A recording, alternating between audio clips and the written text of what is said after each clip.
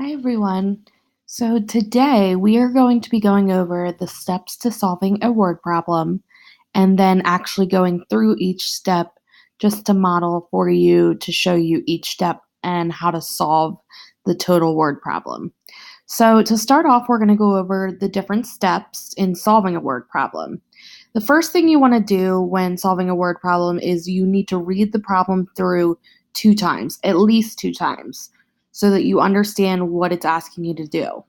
Second, you need to identify what the problem is asking you to do. Is it asking you to add, subtract? What is it asking you to do? Number three, after you figured out what it's asking you to do, you need to write your number sentence. A number sentence is typically written as blank plus blank or blank minus blank. And then you always have an equal sign and then a little blank for whatever your answer is going to be. Next, you need to identify a strategy to solve the problem. So we've gone over now some addition and subtraction strategies. Now you need to choose one of those strategies to solve the problem. Next, you need to solve the problem using the strategy that you chose, and you need to show your work. Finally, you write your answer in the blank. So let's go through step by step and solve a problem. So this says, Kyle has 5 pencils. Ashley gave him 7 more pencils. How many pencils does he have now? Now I'm going to read it one more time through because you're supposed to read it at least 2 times. Kyle has 5 pencils. Ashley gave him 7 more pencils. How many pencils does he have now? So after reading it 2 times, I understand that Kyle has 5 pencils and Ashley gives him 7 more pencils. From that, I know that I must add because it's asking how many he has now. So he has 5 and Ashley's going to give him 7 more. Therefore, we have to add. So the next step is that now that I have figured out that we have identified the problem and we've identified it's asking us to add, I have to write my number sentence. So my number sentence would be 5 pencils plus 7 pencils equals blank. So now that I've written my number sentence, I have to choose a strategy that will help me solve this problem. You can do the bridge to 10 strategy. You could do the double strategy.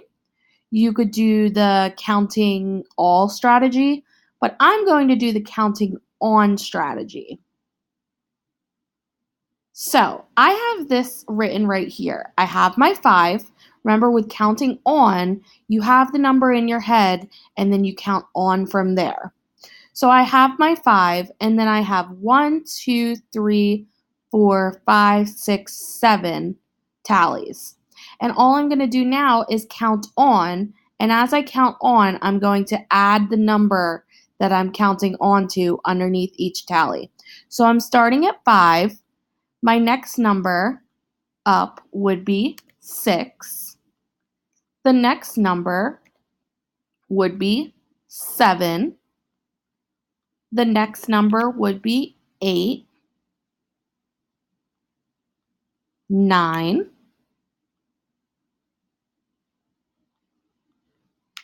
10,